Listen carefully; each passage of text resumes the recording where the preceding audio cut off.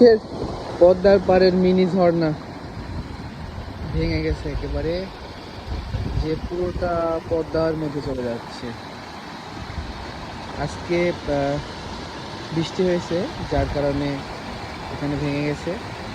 আর কিছুটা ঝর্ণার একটা ফিল পাওয়া যাচ্ছে আর কি।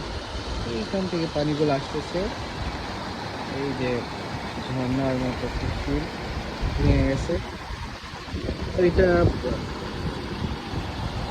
যারা সরাসরি পদ্মায় যাচ্ছে, এগুলো মেবি বৃষ্টির পানি।